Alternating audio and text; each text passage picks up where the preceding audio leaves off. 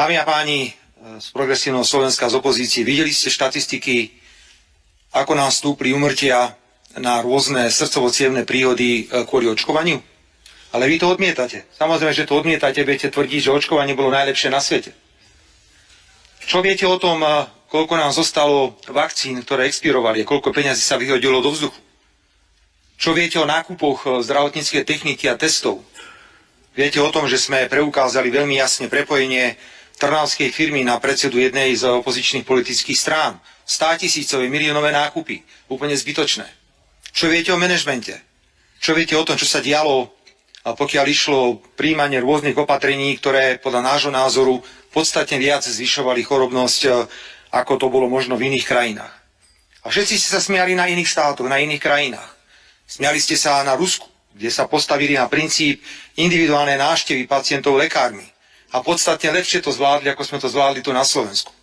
Máme 21 000 úmrtí, ktoré spájame s tým, že vlády, ktoré tu boli od roku 2020, neboli schopné riadiť a hľadeli len na ekonomický prínos a samozrejme hľadeli na to, aby sa kláňali farmaceutickým firmám, od ktorých kupovali v obrovskom množstve zbytočné zdravotnícke pomôcky a často aj vakcíny. Nechcem už aj hovoriť o európskej úrovni. Viete, že som bol veľmi otvorený, ja som to povedal pani predsedničke Európskej komisie otvorene, že tie podozrenia, ktoré sú spojené s ňou a s nákupom, najväčším nákupom v histórii Európskej komisie vakcín, kedy si doslova do písmena vymieniala tajné SMS-ky s riaditeľom Pfizeru a kedy poslancom Európskeho parlamentu na posmech bola napísaná, vydaná správa, ktorá bola celá začiernená. Jednoducho nedozvieme sa nikdy pravdu, akú úlohu farmaceutické firmy zohrali a kto vlastne organizoval celý tento cirkus okolo covidu. Za týchto podmienok, dámy a páni, vláda Slovenskej republiky sa rozhodla, že vloží do programového vyhlásenia vlády záväzok, že sa vysporiada s touto témou. Slovenská verejnosť jednoducho potrebuje odpoveď. Potrebuje odpoveď ohľadne očkovania. Čo to vlastne bolo? Prečo boli ľudia očkovaní rôznymi experimentálnymi vakcínami bez akýchkoľvek skúšok? Prečo do ľudí boli pchaté všelijaké lieky?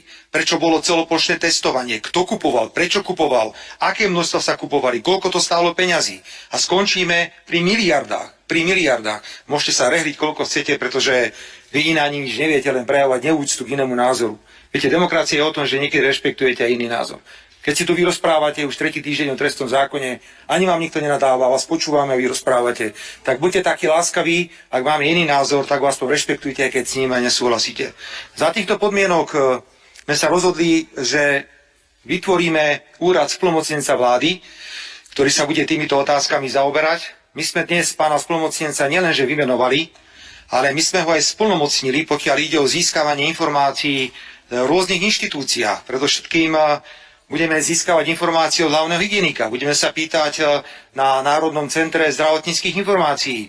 Chceme vedieť ešte na základe toho, čo máme k dispozícii, čo sa vlastne udialo.